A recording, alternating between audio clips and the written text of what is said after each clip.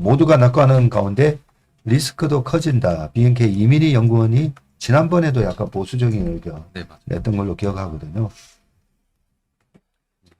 저희 하이닉스 리포트가 있었고요. 원래 BNK 연구원님이 좀 이 톤을 꺾은 지난 한 달 정도? 3월부터 좀 반도체에 대한 보수적인 의견을 제시하기 시작을 했었는데요.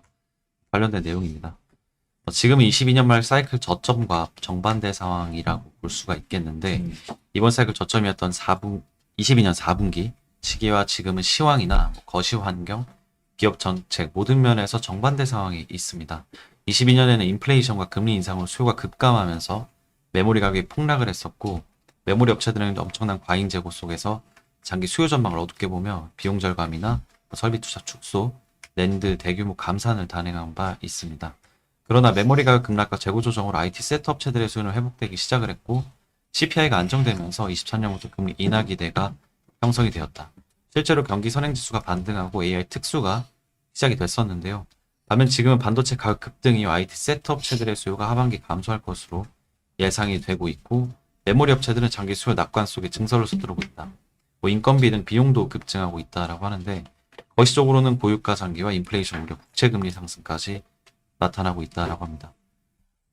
AI 설비 투자 러시는 지속될까라고 의구심을 던져보면 하반기는 좀 둔화될 가능성이 있다라는 의견인데요. 올해 1분기 미국 CSP들의 실제 설비 투자는 컨센 대비 98% 수준에 그쳤다라고 합니다. 메타 투자 금액이 71%에 그친 것이 주요 원인으로 보여지고요. 실적 발표 후 연간 투자액은 64%에서 69%로 상향이 되었는데 최근 프리 캐시플로우가 빠르게 약화되고 있는 메타나 마이크로소프트가 이를 주도하고 있어서 신뢰감이 좀 낮다라는 의견이고요. 하반기 프리 캐시플로우가 마이너스 전환될 가능성이 높고 차입 의존도가 높아지면서 금리에 좀 민감해지고 있다. 선행 지표인 장단기 금리 차도 2월부터 좀 하락 추세에 있다라고 하고 AI 설비 투자 모멘텀도 이에 따라 좀 둔화될 가능성을 염두에 두다. 최근 에이전틱 AI 도입과 CPU 메모리 확장 기대감으로 반도체 주가가 뜨겁지만 리스크도 함께 커지고 있다라고 합니다. 투자액은 보유로 유지를 했고요. 목표 주가는 185만 원으로 상향 조정을 했습니다. 기존에가 한 135만 원 뭐 이 정도였던 것 같은데요. 뭐 코멘트는 보수적으로 했지만 주가는 올라와 있기 때문에 이 괴리를 축소하기 위해서 타겟 프라이스는 올린 것 같습니다. 185만 원은 26년 예상 PB 배수 4배 정도라고 하고요. PE EBITDA 밴드 상단 6배 정도에 해당된다고 합니다. 주가 반등 시마다 비중 축소를 권유한다. 그래서 좀 보수적인 이야기를 해준 것 같고요. 아래 내려가서 장표를 좀 봐주시면 뭐 실적 추정 자료보다는 오른쪽이나 이 아래 내용들을 좀 살펴보면 미국 CSP들의 설비 투자 국채 장단기 금리 차를 이제 비교한 장표인데요. 지금 금리 부담이 커지는데 결국에 캐펙스 증가가 지속될 수 있냐라는 의견을 제시한 것 같아요. 이게 어떻게 보면 장단기 금리 차를 이 캐펙스 증가율의 선행지표라고 볼 수가 있는데 이전의 과거 사례를 보면 장단기 금리 차가 축소가 되면서 결국에 미국이 이제 금리 인상 사이클로 접어들면서 장단기 금리 차가 축소가 됐었고 이제 심지어 단기 금리가 장기 금리를 역전했던 23년 1분기에서 23년 2분기 사이 때는 캐펙스 증가율이 감소까지 갔었다. 마이너스권까지 갔었다라는 걸 우리가 알 수 있고 지금 장단기 금리 차가 내려가고 있다라는 점을 우리가 주목을 해서 봐야 된다. 결국 이걸 선행지표로 과거잣대로 보면 볼 수 있기 때문에 이런 부분을 참고해서 보자라는 의견이고요. 근데 또 이 의견에 또 반대되는 이야기들도 좀 많아요. 왜냐면 처음 가보는 길이고 그때 사이클과는 좀 지금 사이클은 완전히 좀 다르다라는 의견들이 있기 때문에 뭐 그런 부분은 투자자들마다 생각이 다르긴 한데 어떤 게 맞을지는 시간이 지나야 좀 알 수 있을 것 같고요. 그리고 아래 표도 봐주시면 SK 하이닉스 P EBITDA 밴드 차트인데 지금 밴드 상단이 한 8배, 11배, 8배인 것 같아요. 8배 수준에서 과거에도 한 26년 초였던 것 같은데요. 올해 초에도 한 8배 찍고 내려왔던 바가 있는데 이미 주가가 또 올라서 한 8배 정도의 터치 포워드로는 되어 있다라는 의견을 제시하면서 좀 밸류 부담까지 얘기를 한 것 같고요. 그 오른쪽은 저번 달에 나왔던 신한투자증권 자료인데요. 지금 시장에서 반도체를 보수적으로 보시는 분들의 대체로 나오는 이야기들이 프리캐시 플로우가 지금 많이 소진이 되고 있다. 그렇기 때문에 뭐 하반기나 내년도에 우리가 예상했던 것만큼 캐펙스 투자가 일어나지 않을 수 있다라는 이야기에 반박하는 자료인데, 과거에 닷컴 버블 시기에 저기 뭐 통신주라든지 그리고 GE 전력 쪽 그리고 반도체 관련 IBM 이런 회사들의 장기 부채 총자산 비율을 비교해 봤을 때와 지금 부채 비율을 비교해 보면 오른쪽에 보라색이 하이퍼스케일러들이거든요.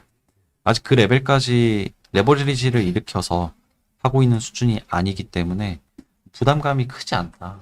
부채 찍어서라도 더 투자할 수 있다. 라는 이야기를 하고 있습니다. 어떤 의견이 맞는지는 사실 너무 결과론적으로 나중에 할 수 있는 거라 지켜봐야겠지만, 저는 그래도 긍정적인 쪽으로 좀 더 확정은 하고 있습니다.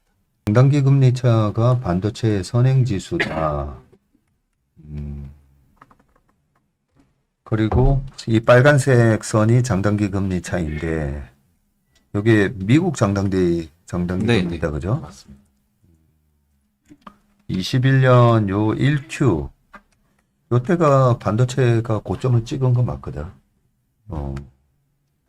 그 다음에 이 회색 선이 캐펙스 증가율이군요.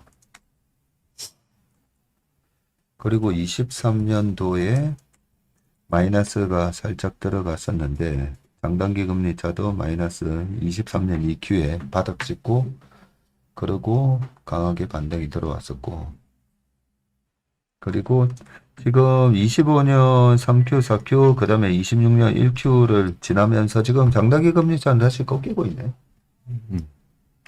10년에서 2년 빼는 경우도 있고, 10년에서 3개월짜리 빼는 경우도 있고, 그죠? 10년에서 2년 빼는 게 지금 1%포인트라고 돼 있는데, 체크를 좀 해보면 우리 미국 증시 그 테이블에도 나와 있을 텐데, 네. 지금 10년이 4.46%거든요. 그리고 2년이 3.99%고요. 그쵸. 예, 그러면 한 50bp도 안 돼요. 이게 47bp 뭐 이렇게 되는데, 스케일이 조금 1년짜리가 3.8이고 3개월짜리가 3.67이니까 3개월짜리로 보면 한 7, 80bp 되긴 되네. 예. 그 10년에서 뭘 빼느냐. 예. 근데 옆에 2년 보니까 10년 빼기 2년이라고 돼 있네. 2년짜리를 뺐다라고 돼 있는데, 조금 2년짜리랑은 지금 금리 차가 이 정도는 안 나 있는데, 그죠? 예. 이게 좀 이상하다, 그죠? 예. 10년물의 최근 동향을 보더라도 이게 지난달 계속 4% 4점 잠깐만 3월 1년을 좀 봐요. 4% 계속 4%에서 4.2 왔다 갔다 했었거든요. 예. 4에서 4.2 왔다 갔다 했었고, 2년물을 한번 볼게요. 요겁니다. 스프레드가 요거거든요. 스프레드에서 보면은 예, 지금 한 46bp 정도 되고 조금 내려오긴 했습니다. 예. 일단 전체적인 이 그림은 맞아요. 예, 네. 그렇습니다. 요 레벨이 잠깐만, 스케일이 우라고 되어 있는데도 예. 2에서 1, 0. 이가 저 위에가 2.5고 밑에가 두 번째가 2고 그 다음에 1.5고, 그래도 좀 하여튼 방향성이 중요한 거니까 예. 장단기 금리가 고점을 살짝 찌고 빠지는 모습이 나오긴 나오는데, 이게 여기가 픽아웃 치고 지금 이제 떨어지는 건지 잠깐 이렇게 누운 건지 그것도 잘 모르겠다, 그죠? 그리고 지난번 21년의 레벨하고 차이는 또 되게 네. 커요, 그죠? 예, 그렇습니다. 그 지금 나오는 그 보수적으로 보시는 분들의 리포트들 대체로 보면 과거 밸류에이션 상단 뭐 이런 이야기. 네. 그런 분들 반 그런 분들이 이제 한 20-30% 정도 되는 것 같고 70-80%는 한 과거자 때 말고 이제 PE 배수나 이런 쪽으로 좀 더 확장해서 열어놓고 보는 게 더 맞다. 뭐 이런 의견이 좀 상충해서 요즘에 나오는 것 같습니다. 이전까지만 해도 다 좋다라고 했는데 그런데 이 BNK 이민희 연구원의 이런 자료들은 우리가 계속 체크를 해봐야 예. 돼요. 예, 논리를 계속 체크를 해봐야 되고, 지금 보이는 논리 중에 하나는 이때 22년도 말에는 금리도 이제 급격하게 올리면서 그때 아무래도 금리를 막 올렸던 이유가 페드가 물가를 잡기 위해서 지금 당장 투자나 소비는 좀 하지 마 이런 거였었잖아요. 네, 그러면서 세트 업체들 쪽에서도 판매가 좀 잘 안 되고 그러다 보니까 엄청난 과잉 재고가 쌓이게 되고 그러면서 23년도에 마이크론도 적자 그리고 하이닉스도 적자. 네, 삼성전자는 뭐 모바일이랑 이쪽이 좀 있어서 4조 4천억인가 소폭 흑자나긴 했었지만 안 좋았었죠. 그 엄청난 재고 손실에 뭐 만들어서 팔면 다 손실이었으니까 그때 마이너스 한 80% 손실 나면서 왜 만드나 싶을 정도 그랬던 것 같아요. 지금하고 완전히 반대 상황이긴 한데 근데 가격이 싸다 보니까 또 앞단에서 투자가 소비가 일어나고 근데 약간 AI 쪽 특수랑은 좀 다른 얘기긴 한데 그죠? 지금은 완전 반대 상황이다.